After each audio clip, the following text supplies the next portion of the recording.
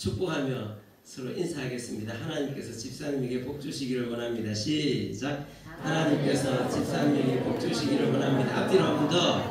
하나님께서 집사님에게 복 주시기를 원합니다. 네, 참으로 좋은 날입니다. 감사하고 복된 날입니다. 하나님께서 우리 모두에게 풍성한 은혜를 주셔서 오늘 이 자리로 우리를 불러주셨습니다. 자, 오늘 우리가 읽었던 이사야 6장 말씀 2년 전에 제가 여러분들과 함께 나눈 적이 있습니다. 오늘 약간 더 다른 관점에서 여러분들과 다시 한번 말씀을 나누도록 하겠습니다. 요즘 우리 내 자신이나 우리 가정이나 또 우리 교회나 한국 교회 전체들, 그 다음에 우리 참 서로 만나는 목사들, 그 다음에 이 나라 정치 상황들, 참 이런 거 이렇게 둘러보면은 좀 뭔지 모르지만 좀 갑갑한 생각이 참 많이 들어요. 갑갑하고 좀 답답한 생각. 여러분들은 그런 생각이 안 듭니까? 굉장히 답답한. 그래서 하나님 참 늘 기도는 하지만 기도를 해도 참 갑갑한 생각이 듭니다. 그럴 때 늘 나는 구약의 선지자 이사야를 생각하고 또 예레미야를 생각합니다. 오늘 지금 우리가 이사야에서 읽었지만 오늘 오후에 점심 먹고 나서 오후 예배 때는 예레미야를 읽을 건데 예레미야는 지금부터 2700년 전의 사람이고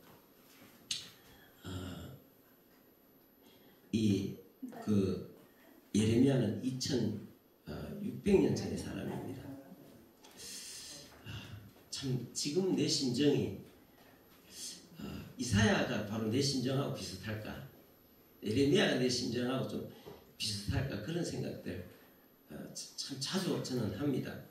근데 여러분 이사야 시대는 참 이사야 마음속에는 지금 나보다는 10배, 100배는 더 깝깝했을 겁니다. 그럼 예레미야 시대는 어땠느냐? 그거는 그 배배로 더 한 상황이 상황이었을 것입니다. 어느 시대든 성도들이 깨어있는 성도들은 시대를 보면 깝깝할 수밖에 없습니다. 자, 이사야 시대가 바로 그런 시대였습니다. 자, 이사야는 자 6장 1절에 보니까 우시야 왕이 죽던 해에 그랬습니다. 이사야가 이제 사역자로서 선지자로서 부름을 받을 때는 그가 어린 시절에 우시야 왕이 통치하던 시대에 살고 있었습니다. 근데 이 우시야 왕은 굉장히 탁월한 지도자입니다. 그냥 이 우시야가 잘한 건 뭐냐면은 요즘 우리말로 하면 국방 안보를 굉장히 튼튼하게 했습니다. 뿐만 아니라 또 경제적으로도 굉장한 부흥을 이루어서 그 시대는 태평성대였습니다. 태평성대였는데 그런데 깝깝한 상황이 뭐냐? 사람들은 태평성대를 구가하고 있었지만 깨어있는 선지자의 눈으로 그 시대를 볼 때는 너무나 깝깝하고 너무나 답답한 짓눌리는 이런 시대가 아닐 수가 없었습니다. 왜냐하면 하나님께서 태평성대를 주셨는데 신앙은 타락해 있었습니다. 이사야서 1장에 읽어보면 성전 제사가 막 왕성하게 성전에 제사가 막 이렇게 수행되고 있었습니다. 그런데 하나님께서는 나는 너희들이 가지고 오는 그 재물들 이제 나는 진절머리가 난다.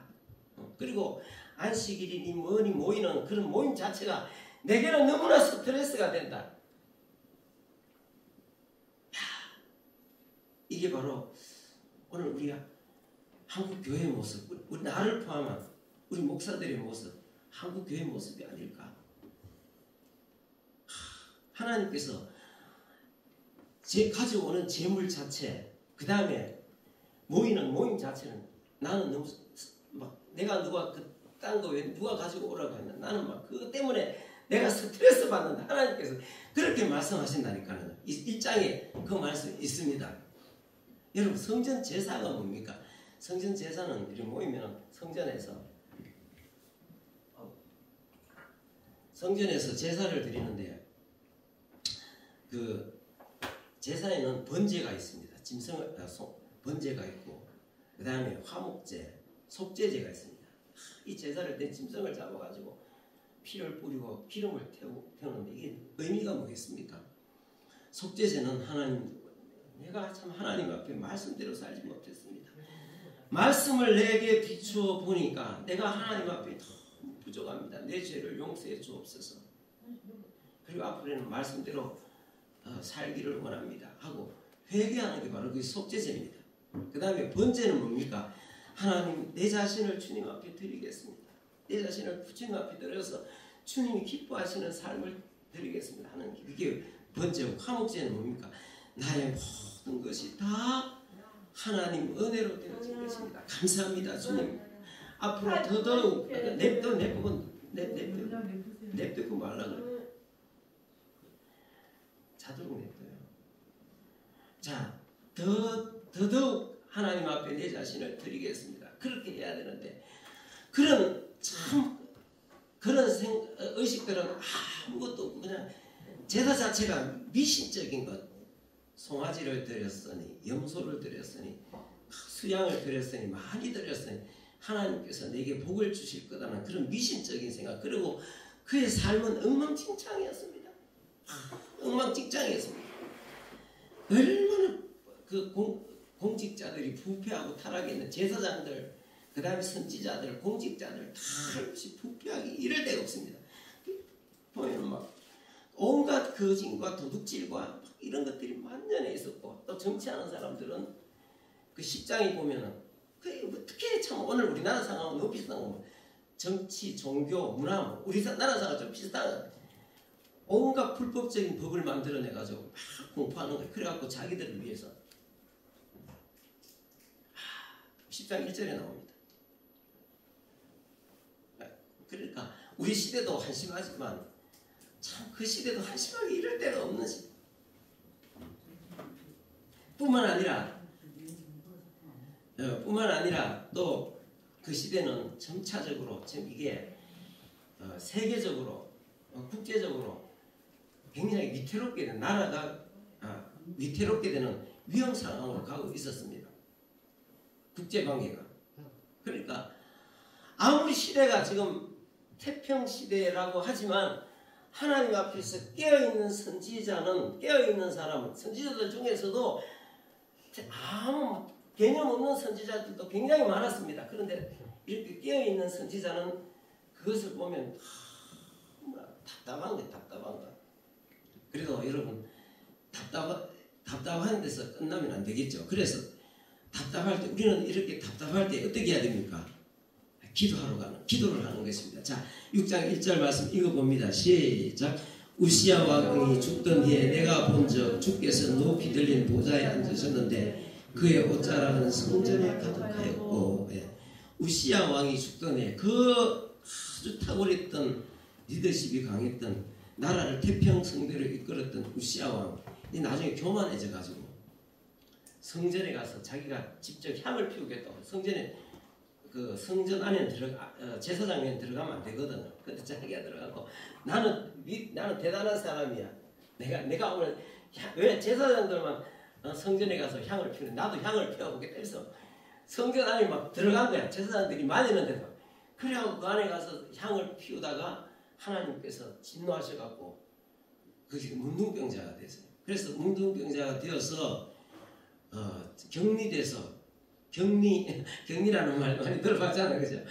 격리돼갖고 이렇게 자기 아들 내세워서 이제 대리 통치하면서 격리돼갖고 있다가 이제 그 해에 죽었는데, 참 그래도 어떻게 됐든 이 왕이 살아있을 때 이 어려운 문제들 참 이 위태한 국제 정세라든지 잘 이끌어 나갔는데, 이 왕이 죽고 나니까 이제 왕이 죽을 상황이 처인 거예요.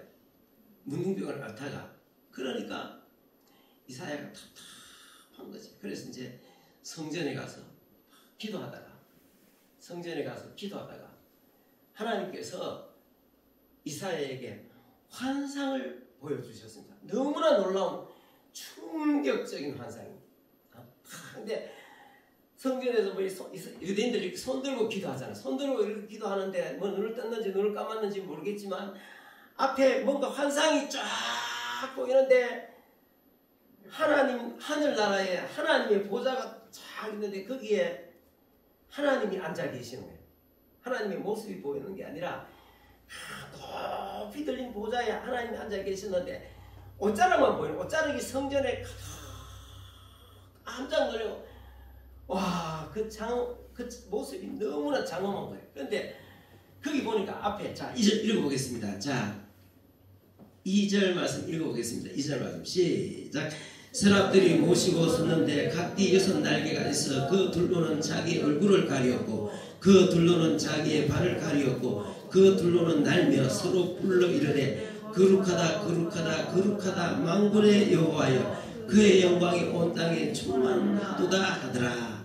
이게 그 하나님의 높은 보좌 하나님이 장엄한 그 하나님이 앉아 계시는 장엄한 모습 옷자락이 쫙 보이는데 그 옷자락 옆에 서랍이 천사들입니다. 천사들이 사람같이 생겼는가 봐요. 모습은 사람 같은데 날개가 천사들마다 날개가 몇 개라고? 6개. 그런데 양쪽으로 쫙 하나님 주위에서 양쪽으로 나누어 갖고 하나님을 찬양하는데 막 아주 장엄한 찬양을 부르는 거예요. 막 너무나 장엄한 그 찬양의 내용이 뭡니까? 찬양의 내용이 3절 불러서 읽어보겠습니다. 시작. 서로 불러 이르되 거룩하다 거룩하다 거룩하다 만군의 여호와여 그의 영광이 온 땅에 충만하더라. 그 장엄한 입으로 표현할 일이 일어났지만 이사야가 보는 것은 사람이 입으로 형용할 수 없는 너무나 놀라운 장엄한 광경인데 거룩하다 거룩하다 거룩하신 하나님의 영광이 온 땅에 충만하다. 지금 자기는 세상이 돌아가는 꼴을 보니까 국가적으로 교회적으로 참 이렇게 한심할 수가 있네. 큰일 났다. 이래갖고 막 마음이 깝깝한데 하나님이 보좌에 앉았다는 건 뭡니까? 하나님께서 보좌에 앉았다는 것은 하나님이 지금 온 세상을 통치하고 계신다. 그 왕은 탁월했다고 하던 그 왕도 나중에 비참하게 되어서 이제 죽지만 왕은 죽지만 하나님의 통치는 여전히 계속되고 있다. 그런데 그 하나님이 통치하는 세상은 온 세상에 하나님의 영광이 어떻게 한다고? 가득하다.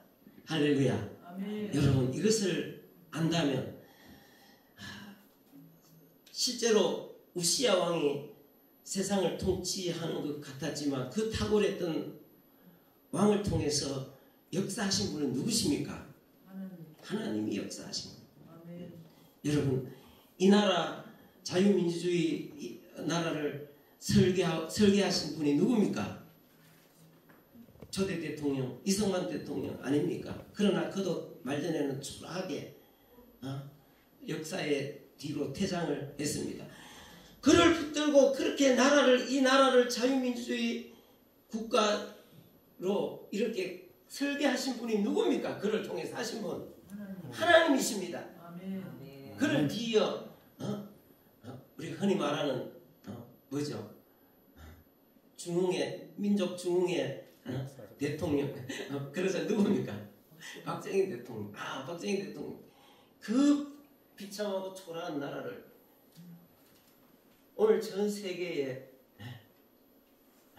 10번째에 갈 수 있을 만큼 기초를 놓았습니다. 그런데 여러분 생각해 보십시오. 전 세계 해방이 되고 난 이후에 2차 대전이 끝나고 난 뒤에 많은 나라들이 신생 독립국가들이 생겼습니다. 근데 그 독립국가들 중에서 또 보면은 막 군부 쿠데타가 일어나고 많은 나라들이 군부 통치를 받았습니다. 그런데 그런 군부 통치를 받은 나라들 중에 제대로 된 나라 하나도 없습니다. 근데 하나님께서 박정희 대통령을 써서 그 뒤에 누가 역사하셨겠습니까? 하나님이 역사하십니다. 여러분, 사람 이승만, 사람 박정희가 앞에 나서서 뭐 하는 것 같지만 결국은 그 뒤에 모든 것 그 뒤에서 다 다스리시고 역사하시는 분은, 통치하시는 분은 하나님이시다. 그 이후에 많은 대통령들이 왔다가 갔지만 지금도 통치하시는 분이 누구십니까? 보좌에 앉으셔서, 하늘 보좌에 앉으셔서 세상을 통치하시는 그분의 영광이 이 땅에 충만해지기를 위해서 기도할 수 있기를 바랍니다. 아멘. 그분이 다스린다는 것을 안다면 낙심하지 않습니다. 이사야는 그것을 보았습니다. 이사야는 얼마나 지금 그래도 문둥병이 걸렸든 말든 그래도 살아있으니까 그 때문에 나라가 유지하는 것 같아. 저 사람 죽으면 이제 큰일 난다. 이러기가 얼마나 답답했는지. 사람은 가도 하나님은 여전히 계속해서 통치하고 계십니다. 계속해서 통치하십니다. 자, 놀라운 하나님 보여주신 환상은 이렇게 해놨지만 자세히 묵상해서 읽어보면 굉장히 충격적이었습니다. 자, 4절 말씀 읽어보겠습니다. 시작. 이같이 화답하는 자의 소리로 말미암아 문지방의 터가 요동하며 성전의 연기가 충만한 자. 막 성전에 그 환상을 보는데 막 환상 가운데 막 하나님의 그 옷자락이 성전에 가득한데 이 천사들이 쫙 양쪽으로 나누어서 막 천사들이 찬양하는 모습. 그런데 막 성전이 막 터가 막 지진이 나면 막 흔들리고, 그 모습을 보니까 그 모습에 완전 압도되고 전율을 느끼는. 그 모습이 너무. 근데 한번 보십시오. 자, 5절 말씀 읽어보겠습니다. 시작. 그때 내가 말하되 화로다.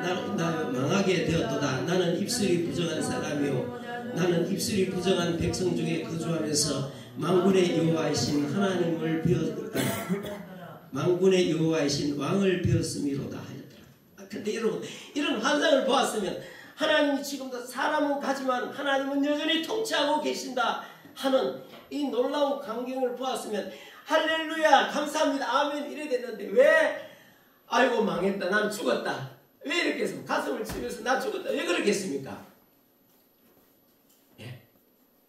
하나님의 거룩하신 장엄한 모습을 보는 순간에 그 거룩하신 하나님의 모습, 환상에 옷자락을 봤는데도 보는 순간에 자기 자신의 죄악된 것, 자기 자신의 비참한 것, 도저히 하나님 앞에 맨정신으로 설 수 없는, 자기는 지금까지 그래도 선지자의 어떤 앞으로 선지자가 될 준비를 하고 있는 상황에서 세상을 보니까 누구는 이렇고 정치인들 이렇고 제사장들 이렇고 참 할 말이 많은 거야. 왜 전부 다 이 모양이냐고, 지금 나는 이 꼴이 이거냐 이렇게 생각하면서 자기는 무슨 대단한 인물인 줄 알았는데, 하나님의 그 거룩하신 하나님 임재하시는 그 환상을 딱 보는 순간에 자기 자신을 보니까 너무나 죄악되고 너무나 비참해가지고 하나님 앞에 막 그냥 압도되는, 자기 자신의 부족함에 압도되는, 나 죽었다, 나 망했다, 내 자신을 보니까. 여러분 놀랍지 않습니까? 여러분은 하나님 앞에서 가슴을 치면서 내가 하나님 앞에 너무 부족한 존재구나, 내가 가슴을 치면서 내가 어찌할꼬, 내 자신이 이렇게 부족한 존재, 그렇게 느껴본 적이 있습니까? 여러분, 하나님의 은혜를 받으면 받을수록, 하나님의 은혜를 받으면 받을수록 내 자신이 얼마나 죄악된 것인 줄 깨닫게 됩니다. 내 자신이 얼마나 죄악된 존재, 얼마나 비참한 존재라는 것을 알게 됩니다. 하나님 이 체험을 통해서 이사야는 자기 자신이 그 순간에 너무나 죄악되고 비참한 존재라는 것. 여러분, 이런 하나님 앞에 어떻게 설 수 있겠습니까? 가슴을 치는 거예요. 가슴을 치는. 자, 그런데 그때, 자, 6절 말씀 읽어보겠습니다. 6절 말씀, 7절 말씀 시작. 그때에 그 서랍 중에 하나가 부젓가락으로 제단에서 집은 바 핀 숯을 손에 가지고 내게로 날아와서 그것을 내 입술에 대며 이르되, 보라, 이것이 네 입에 닿았으니 내 악이 지하여졌고 내 죄가 사하여졌느니라 하더라. 천사 중에 하나가 부젓가락으로 가서 제단에 있는 숯불을 가지고 와서 이사야의 입에 딱 댄 거예요. 입은 뭡니까? 입은 자기는 난 판단하고 나는 뭐 사람들이 왜 그러냐고, 왕이 왜 저러냐고, 뭐 정치인들이 왜 저러냐고, 그 다음에 제사장이 왜 저러냐고, 제사 드릴 때 뭐 하는 것들이 전부 다 보면 이게 막 이러면서 막 했는데, 자기는 이제 마음속에 있는 사람 그 제약된 것들이 다 어디로 나타납니까? 다 입으로 나타나잖아. 근데 자기 입이 얼마나 더럽다는 것을 알게 된 거예요. 아니, 자기 존재 자체가, 입으로 나타난 자기 존재 자체가 얼마나 하나님 앞에 죄악되고 부족한 것인 것을 깨달았던. 그런데 천사가 제단에 수철, 제단이 불타고 있는 제단에 수철을 딱 가지고 와서 입에다 딱 대니까 내 입에 있던 모든 죄가 어떻게 됐다 그랬습니까? 사해졌다. 할렐루야. 이것이 바로 복음입니다. 자, 제단에는 뭐가 있습니까? 제단에는 성전, 자, 여기 성전이 있습니다. 성전 저 중간 앞에 제단에는 여러분 용어를 혼돈하면 안 됩니다. 어떤 사람들은 자꾸 이 강단을 제단이라고 해요. 이 강단은 제단이 아닙니다. 아시겠습니까? 이거는 뭡니까? 이거는 강대상. 이 건물은 뭡니까? 이 건물은 예배당, 예배를 드리는 집, 예배당입니다. 이건 성전도 아닙니다. 이건 성전도 아니고, 여러분 이걸 갖고 성전이라고 하면 안 됩니다. 성전 건축 이런 말이 국어학적으로 안 맞습니다. 뭔가 개념. 그리고 여기는 제단이 아닙니다. 성전은 뭐냐면 예루살렘에 있던 이게 제단, 이게 성전입니다. 이 성전은 지금 없습니다. 다 파괴되고 없습니다. 이게 성전입니다. 제단은 뭡니까? 요 앞에 이렇게 성전 앞에 앞마당에 짐승을 잡아서 불에 태우는 한마디 말하면 뭘까요? 화통, 불태우는 화통이 있습니다. 그걸 갖고 그게 바로 제단입니다. 거기에는 양을 잡아서 피를 제단 밑에 뿌리고 기름을 거기 태우고 번제물을 갖다가 그 밑에 피를 뿌리고 그 위에다 불을 태우고 하는 그게 바로 제단입니다. 그 위에 태워지는 송아지, 그 태워지는 양, 그 태워지는 염소, 다 그거는 무엇을 상징하겠습니까? 주 예수 그리스도를 상징하는 것입니다. 제단은 주 예수 그리스도를 구약 성전에서 짐승을 잡아서 그렇게 피를 뿌리고 불을 태우는 그것은 장차 이 땅에 오셔서 이사야 시대는 예수님 오시기 몇 년 전이라고 그랬죠? 700년 전, 700년 후에 오실 예수 그리스도를 의미한다. 자, 그래서 그 어린 양 예수 그리스도를 상징하는 그 제단에 핀 수철 가지고 와서 입에 대니까 깨끗해졌다는 것은 뭡니까? 오늘 우리도 이사야 못지않게, 아니 이사야보다 어쩌면 더 하나님 앞에 부족한 존재지만은 예수 그리스도의 십자가의 공로로서 우리를 위해서 대신 죽어주신 그 피 흘린 그 피의 공로로서 우리가 깨끗함을, 죄사함을 받았다는 사실 여러분 기억할 수 있기를 바랍니다. 아멘. 어느 누구도 거룩하신 하나님 앞에 서면 하나님 앞에 설 사람이 없습니다. 그런데 예수 그리스도께서 우리를 위해서 십자가에 죽어주신 그 은혜로서 우리가 주님 앞에 서는 겁니다. 그래서 이사야는 놀라운 그런 체험을 했습니다. 자, 또 8절 말씀 읽어보겠습니다. 8절 말씀. 얼마나 감사했겠습니까? 자기 입술이 너무나 더럽고 자기 존재 자체가 너무나 하나님 앞에 죄악된 존재로 지구멍이라도 들어가야 될 것 같은 그 존재인데 제단에 있는 숯불을 갖고 와서 입에 대니까 깨끗하게 친 그 희한한 체험을 하고 난 뒤 해서 너무나 좀 감사하고 막 너무나 감사해가지고 그런 순간에 하나님의 음성이 들렸습니다. 8절 말씀 읽어보겠습니다. 시작. 내가 또 주의 목소리를 들으니 주께서 이르시되 내가 누구를 보내며 누가 우리를 위하여 갈고 하시니 그때 내가 이르되 내가 여기 있나이다 나를 보내소서 하였더니 그때 막 너무 감사해가지고 황홀하고 너무 감사해가지고 내가 이렇게 더럽고 추웠는데 주님께서 참 나를 깨끗하게 해주셨다 해서 너무나 감사하는 가운데 하나님 음성이 들리는데 내가 누구를 위해서 보낼까? 어디로? 하나님 앞에 반역하고 거역하고 살아가는 온갖 부패와 타락하고 타락 가운데서 살아가는 그 백성들에게 누구를 보낼까? 그러니까 이사야가 뭐라 그랬습니까? 다시 한번 읽어봅시다. 8절 시작. 내가 또 주의 목소리를 들으니 주께서 이르시되 내가 누구를 보내며 누가 우리를 위하여 갈고 하시니 그때 내가 이르되 내가 여기 있나이다 나를 보내소서. 그때 너무 감사해갖고 있잖아. 자기 입에 막 숯불을 갖다 대 깨끗하게 되는 그 체험하고 나서 너무 감사한데 하나님 내가 누구를 보내려고 하니까 그때 이사야가 자원해서 헌신하게 주님 제가 여기에 있습니다. 나를 보내시옵소서. 나를 보내시옵소서. 제가 가겠습니다. 그러니까 하나님께서 대답이 뭡니까? 9절 말씀 읽어보겠습니다. 시작. 여호와께서 이르시되 가서 이 백성에게 이르기를 너희가 듣기는 들어도 깨닫지 못할 것이요 보기는 봐도 알지 못하리라 하여 이 백성의 마음을 둔하게 하며 그들의 기가 막히고 그들의 눈이 감기게 하라. 염려하건대 그들의 눈으로 보고 귀로 듣고 마음으로 깨닫고 다시 돌아와 고침을 받을까 하느라.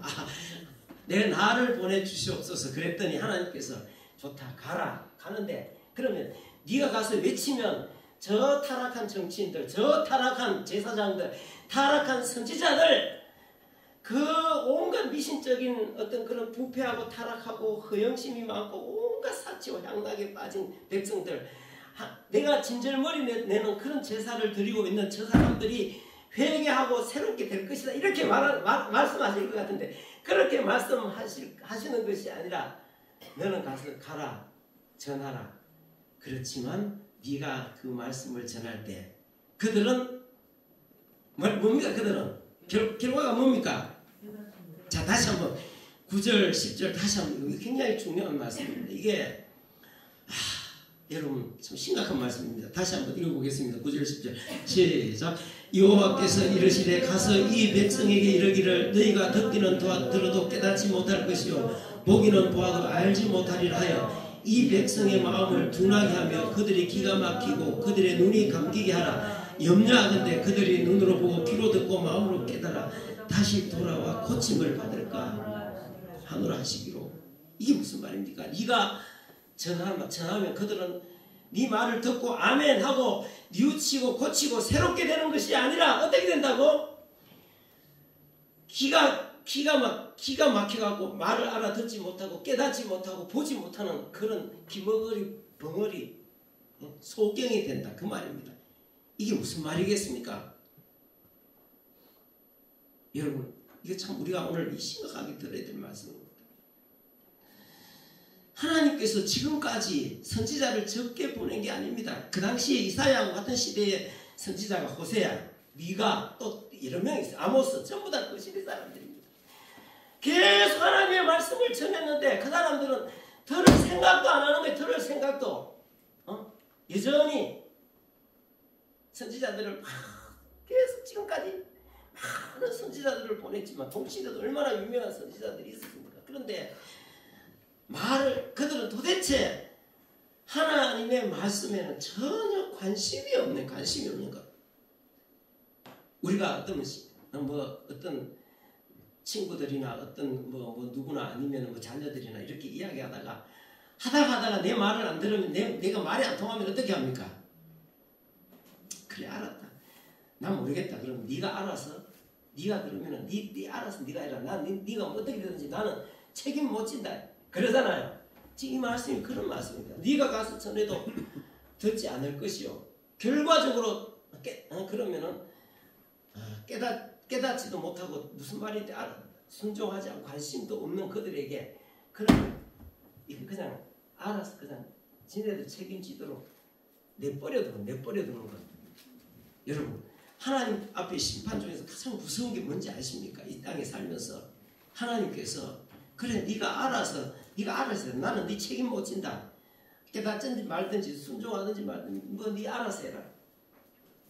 이 버리는 것입니다.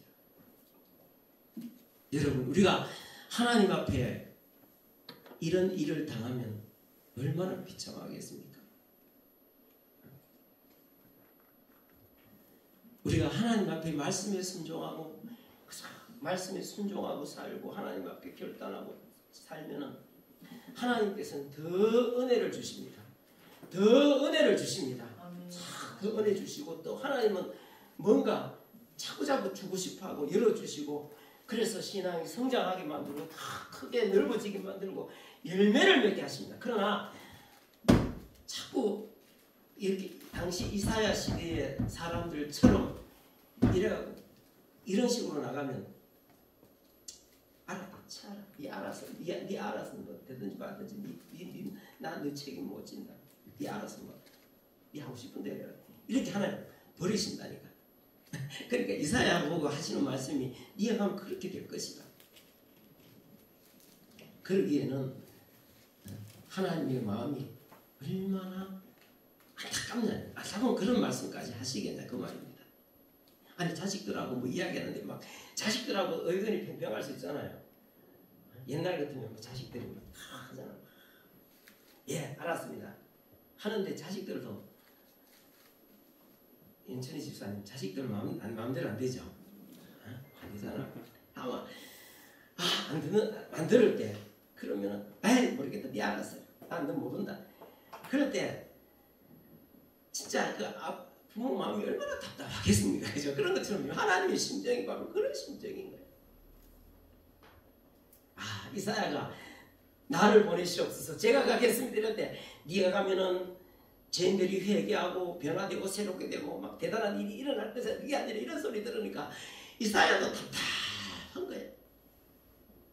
자, 그래서 이 사람이 이사야가 뭐라고 하나님 앞에 말합니까? 읽어보겠습니다. 11절 시작.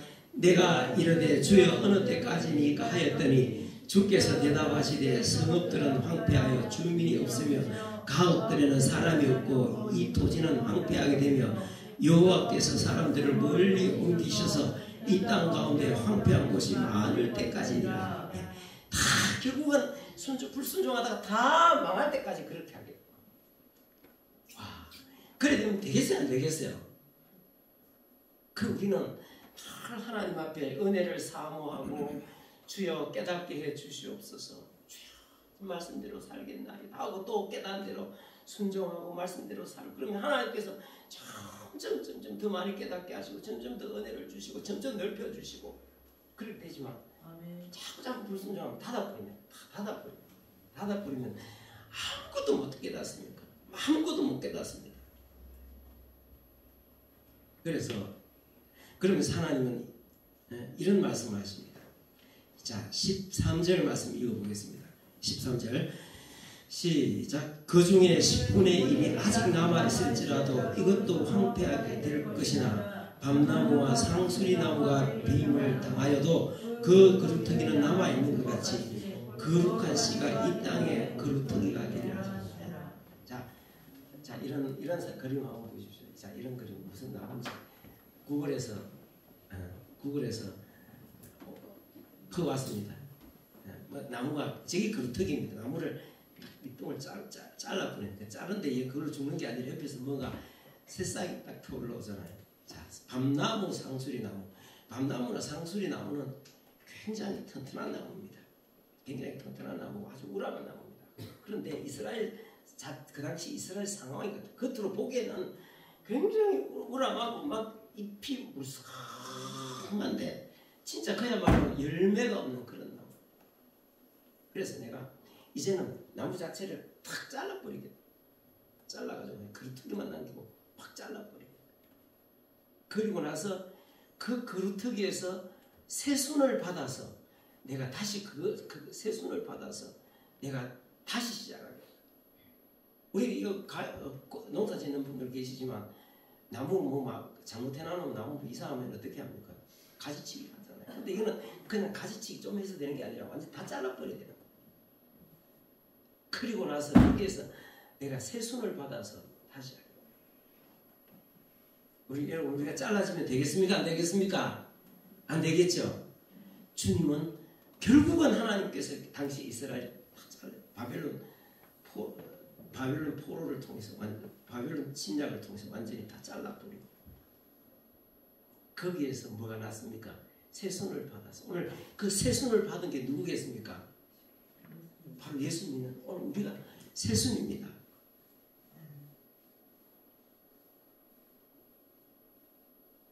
오늘 참 이 시대 상황이 나는 옆에 있는 우리 동료 목사님들하고 다 뭐 대부분 내한테 선배들이 많죠. 내가 신학 공부를 그렇게 했으니까 또 나보다 나이 적은 사람들 참 만나서 참 이야기해보고 또 교회 상황들 들어보고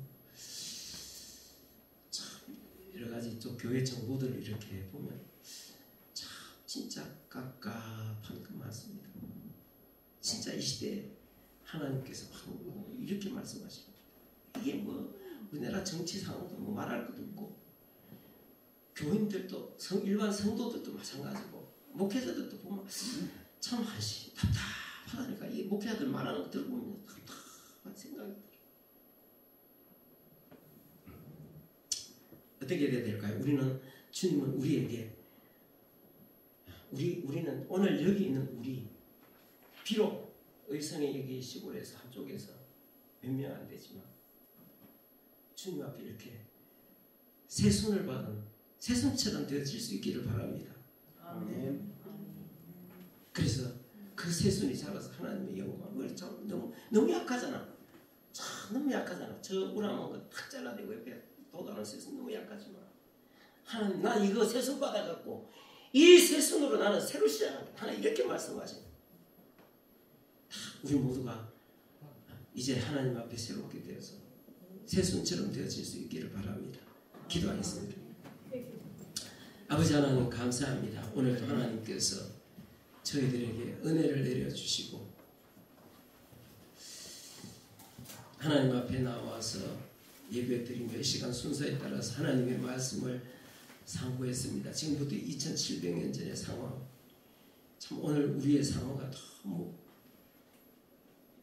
비슷하다는 것을 느끼면서 참 이런 상황에서 참 하나님께서 이사야에게 주셨던 말씀처럼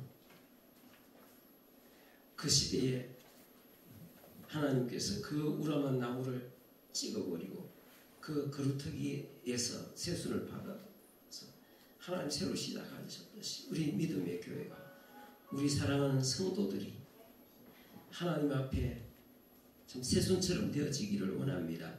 주께서 우리 모두를 붙들어 주시고 하나님 앞에 바로 설 수 있도록 주님께서 도와주옵소서. 우리 사랑하는 모든 성도들 한 사람 한 사람 기억해 주시고 주의 놀라우신 은혜와 사랑과 긍휼 가운데 될 수 있도록 하나님 앞에 새롭게 서갈 수 있도록 주님께서 도와주옵소서. 모르는 거 있거든 깨닫게 하시고 잘못한 것은 잘할 수 있도록 세임 주시고 은혜를 주시며 능력을 주옵소서. 사람의 힘으로는 아무것도 할 수 없습니다. 주께서 도와주시옵소서. 이 시간도 하나님 앞에 물질 드린 손길들 하나님 기억해 주시고 사랑하는 성도들이 물질 때문에 어려움 당하지 않도록 필요한 것들을 항상 풍성하게 채워주시고 하나님 넉넉하게 참 세상에서 주의 이름을 위해서 쓸 수 있도록 하나님께서 부어 주옵소서. 감사하옵고 예수님의 이름으로 기도합니다. 아멘.